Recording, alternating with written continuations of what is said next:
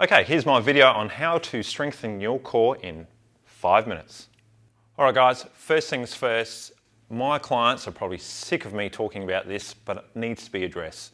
Most of us need to do a better plank to start off with, okay? So if I just go over some details or some basics, if you need any help, please reach out. Here's a few details on how to make it a little bit better. So most people, when they're doing their planks, they are actually just holding themselves up in the air, which is okay in essence, but you're just hanging off your lower back for a lot of you guys. So what we want to try and do is get a bit more recruitment through most of our muscles in our body. So quite simply, what I want you guys to think of is squeezing your ankles together a bit, squeezing your knees together a bit, tightening up through your quads, pulling your shoulders into your hips, but from there, working on tucking your pelvis and then drawing your rib cage to your pelvis. So I'm trying to turn on all my muscles rather than just hanging out here.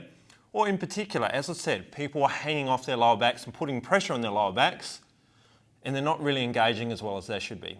So a better plank to start off with is going to be the most effective way to strengthen your core. Now there's lots of different core exercises out there. I would say it's worth mastering just a few.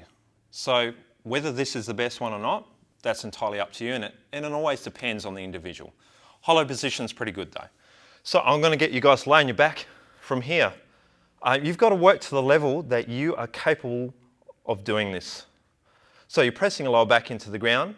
You are pointing your toes and squeezing your ankles and knees together a little bit. Now, if that's as far as you can go without your lower back coming off the ground and you're getting that activation, that's fine. So hands just here. If you can go further, that's great. If you can extend all the way out, even better, and even better from there, hands above. So you can see I'm working already. It's not easy to do a good quality hollow position. All right?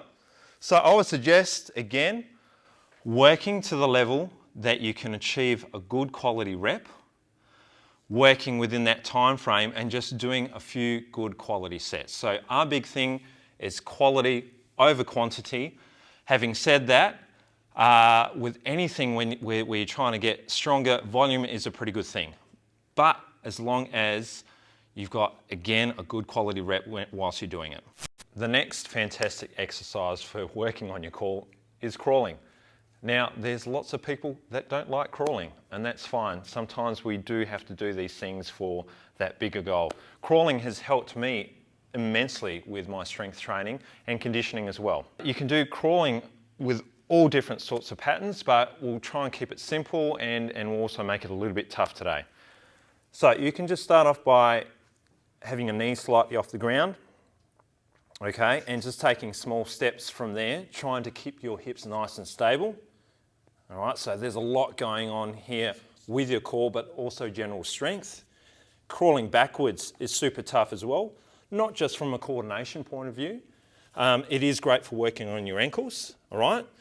So you'd want to do, I'd say at least 10 minutes of crawling to really work on your core. You could do less, but yeah, getting, again, volume in with this is going to help you out a lot.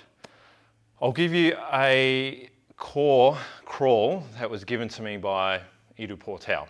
It's called Mr. Tippy Tippy, I'm pretty sure. So from here, this was tough. You're not only just crawling, but you're also bracing your abs. So the cue that they sort of used was bracing abs for a punch. So from here, I'm taking the tiniest steps like so. It barely looks like I'm moving forward. Again, a bit of stability through the hip, but bracing my abs. So don't be too focused on how far you're going, but definitely be focused on how you're doing. Remember, the big thing that we try and teach people, it's not about quantity, it is about quality. Once we get the quality, then we can start worrying about volume from there. If you've got any questions, you'd like to know more, or if you need some help in general, just reach out to me, Scott Jenkins at Ignite Health, Fitness and Life.